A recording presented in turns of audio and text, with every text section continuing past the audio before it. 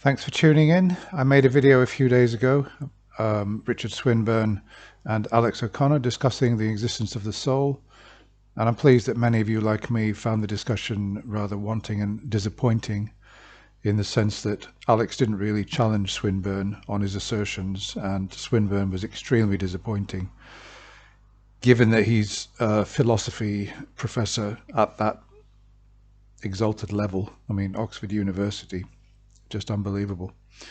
So I want to follow up on that and make some comments. But first of all, I bought a couple of books recently. I'll just show you what I'm reading at the moment. Of course, it's all popular science because I'm not a scientist, and I didn't do terribly well in science at school. But I'm trying to understand through popular science books. So I'm reading this. This Way to the Universe by Michael Dine. Okay, when A Brief History of Time arrived, I bought it like many other people, had a go at reading it. Maybe if I tried reading it again, because I tried to read it 25 years ago, struggled with it a bit.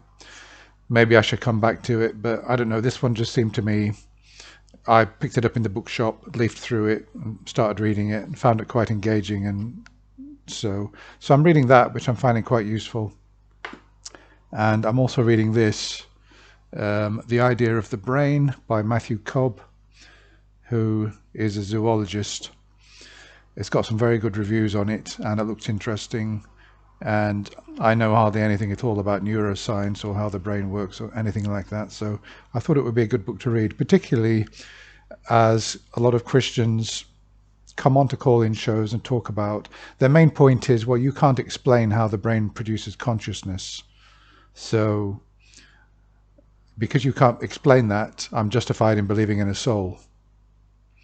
Okay, well, I'm reading this at the moment. I found some interesting things already.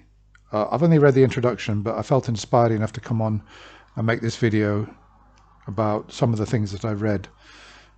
So what Cobb is saying is that the way the brain has been studied over the centuries follows analogy, that we saw the brain as a machine, and later on when computers arrived, we saw the brain as a computer, and we've been studying it in that way. And because we've been using that sort of metaphor or that analogy, it's been kind of holding us back.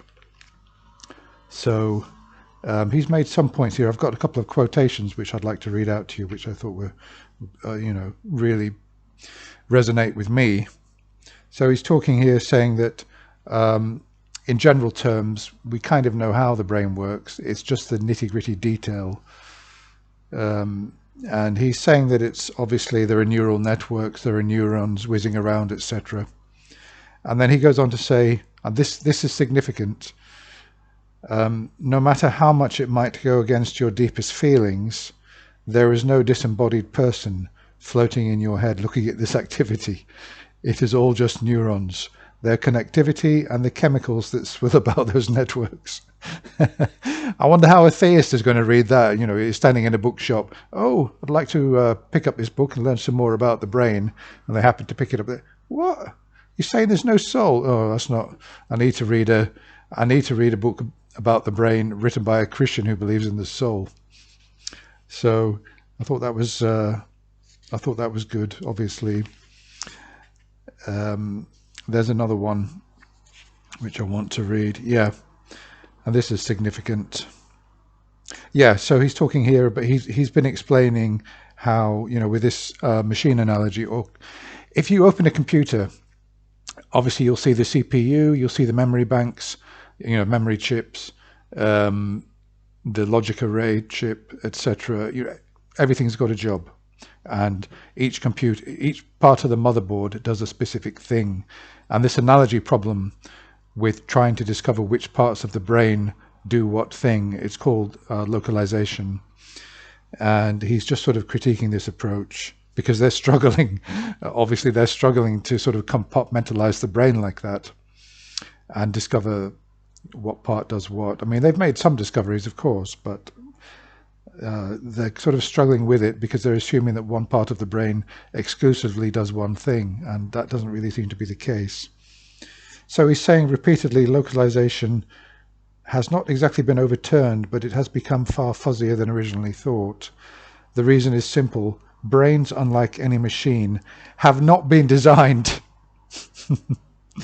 They are organs that have evolved over 500 million years, so there is little or no reason to expect they truly function like the machines we create.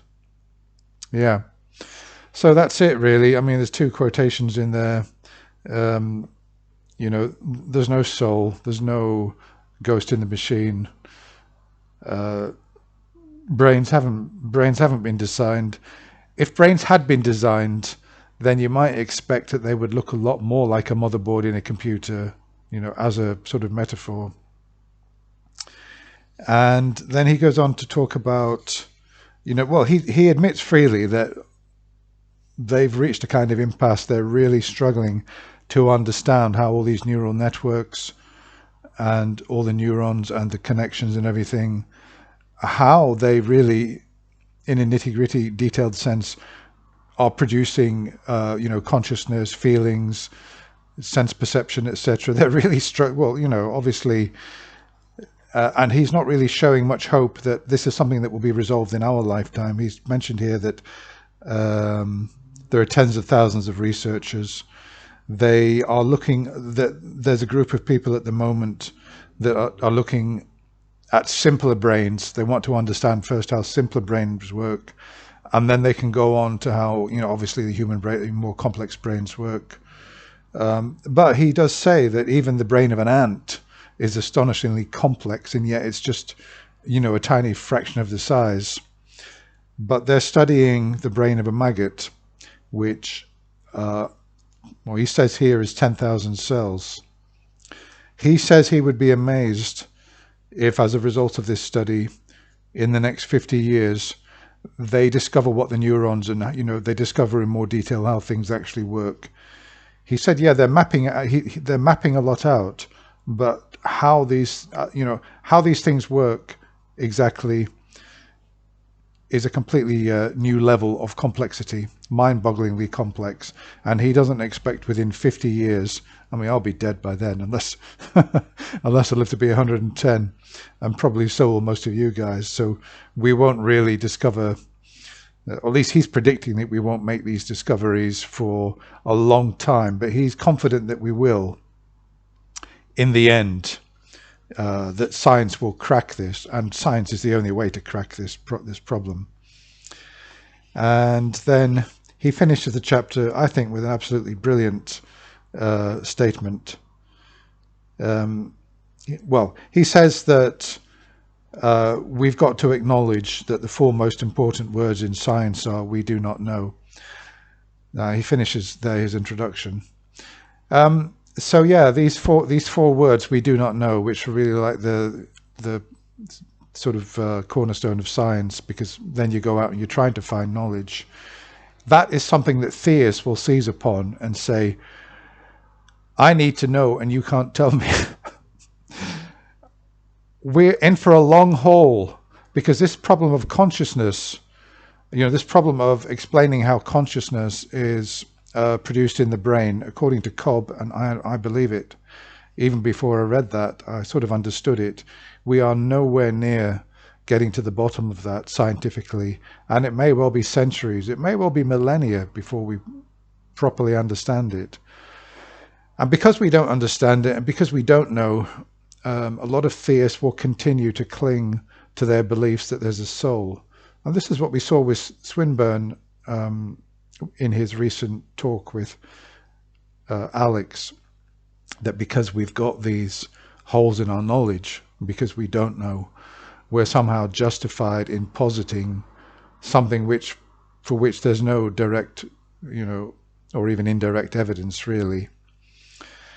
As Cobb says, even if it goes against a lot of people's feelings that there's no soul. It seems that because we've got thoughts and we've got an identity and everything, that there is a soul, but the likelihood is it's just all these neurons and swirling around in the networks, and we just don't understand at the moment how it actually works and produces this effect of something that we call consciousness, which we're even struggling to define. So we are in for a long haul on this. And in my lifetime, I will still be rebutting theists who will be saying to me, you can't explain consciousness, so, I'm going to go ahead and believe in a soul.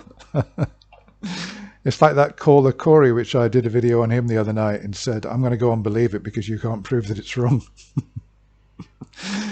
Okay, well, I would recommend that book. I know I've only read one chapter, but I found it so fascinating. I actually found it a lot more interesting. Cosmology. This guy takes you through Newton, the two Danish astronomers who mapped out the planets, the shape of the orbits, the speed of the orbit, etc. And then how Newton followed on from that. So he's kind of taking you through the history of science, a lot of which I was quite ignorant about. So I'm glad that I'm glad I'm learning it. But I would definitely recommend that book by Cobb, and maybe this book as well. Okay, that's all for now. I'll post this video, and I'll look forward to your comments. Bye for now.